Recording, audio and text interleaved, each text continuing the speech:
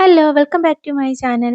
അപ്പം നമുക്കിന്ന് വളരെ പെട്ടെന്ന് തയ്യാറാക്കി എടുക്കാൻ പറ്റുന്ന ഒരു മുളക് ഫ്രൈയുടെ റെസിപ്പി കാണാം.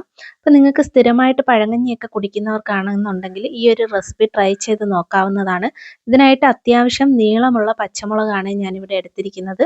അപ്പോൾ ഈ പച്ചമുളക് നന്നായിട്ട് കഴുകി എടുത്തിട്ടുണ്ട്. ഇനി നല്ല ഒരു വൃത്തിയുള്ള ഒരു തുണി എടുത്തിട്ടുണ്ട്. കോട്ടൻ്റെ തുണിയാണെങ്കിൽ അത്രയും നല്ലതായിരിക്കും. ഇനി ആ പച്ചമുളക് അതിനകത്ത് വെച്ചിട്ട് ആ നനവൊക്കെ നന്നായിട്ടൊന്ന് തുടച്ചു കൊടുക്കുകയാണ്.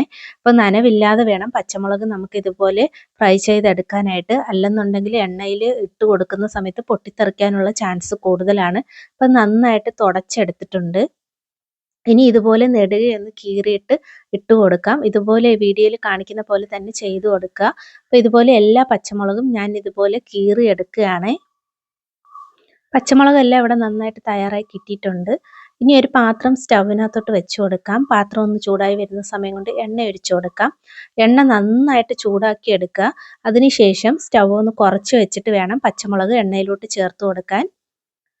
പച്ചമുളക് നമ്മൾ സ്റ്റൗ കൂട്ടി വെച്ചിട്ട് എണ്ണയിൽ ചേർത്ത് കൊടുക്കുന്ന സമയത്ത് നല്ലതുപോലെ അങ്ങ് ഫ്രൈ ആയി പോകും. അപ്പം നമുക്ക് അങ്ങനെ പോകണ്ട, നല്ല സോഫ്റ്റ് ആയിട്ടാണ് കിട്ടേണ്ടത്. അതുകൊണ്ട് തന്നെ സ്റ്റൗ കുറച്ച് വെച്ചിട്ട് വേണം നമുക്കിത് ചെയ്തെടുക്കാനായിട്ട്. അപ്പോൾ തീ ഒന്ന് കുറച്ച് വെച്ചിട്ട് ഇത് എണ്ണയിൽ നല്ലതുപോലെ ഒന്ന് മൂപ്പിച്ചെടുക്കുകയാണ്. പച്ചമുളകിൻ്റെ നിറമൊക്കെ ഒന്ന് മാറി നല്ലതുപോലെ ഒന്ന് വെന്ത് വരണം.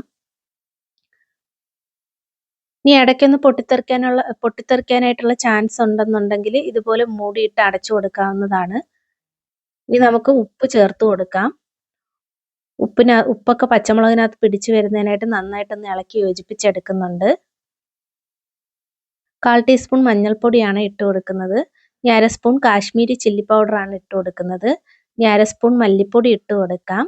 1/2 സ്പൂൺ ഗരം മസാല പൊടി ചേർത്ത് കൊടുക്കാം. പച്ചമുളകിൻ്റെ അളവ് കൂടുതലായിട്ട് എടുക്കുക എന്നുണ്ടെങ്കിൽ പൊടികളുടെ അളവും കൂടെ ഒന്ന് കൂടുതലായിട്ട് കൂട്ടി കൊടുക്കാവുന്നതാണ്. ഇനി പൊടികളൊക്കെ നന്നായിട്ട് പച്ചമുളകിനകത്തൊന്ന് മിക്സ് ചെയ്തെടുക്കാം. ഇപ്പോൾ പൊടികളുടെ പച്ചമണം മാറി കിട്ടുന്നതിനായിട്ടും പച്ചമുളകിനകത്ത് അരപ്പൊക്കെ നന്നായിട്ട് പിടിച്ചു വരുന്നതിനായിട്ട് ഇതുപോലെ ഒന്ന് മിക്സ് ചെയ്ത് കൊടുക്കാവുന്നതാണ്. ഇനി അതൊന്ന് അടച്ചു വെച്ചിട്ട് നമുക്ക് കുറച്ച് നേരം കൂടെ ഒന്ന് ഫ്രൈ ചെയ്തെടുക്കാവുന്നതാണ്. അപ്പോൾ ഈ പച്ചമുളക് കുറച്ചും കൂടെ ഒന്ന് സോഫ്റ്റ് ആയിട്ട് കിട്ടുന്നതായിരിക്കും. ഫ്രൈ ഇവിടെ തയ്യാറായി കിട്ടിയിട്ടുണ്ട്. പച്ചമുളകിനകത്ത് അരപ്പൊക്കെ നന്നായിട്ട് പിടിച്ചു വന്നിട്ടുണ്ട്.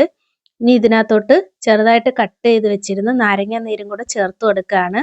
അപ്പോൾ ഉപ്പും പുളിയാണ് ഇതിൽ നന്നായിട്ട് മുന്നിട്ട് നിൽക്കേണ്ടത്. നാരങ്ങ നീരിന് പകരമായിട്ട് നിങ്ങൾക്ക് കട്ടത്തൈര് വേണമെങ്കിലും അല്ലെങ്കിൽ കുറച്ച് പുളി നെവടിയിട്ടായാലും ചേർത്ത് കൊടുക്കാവുന്നതാണ്.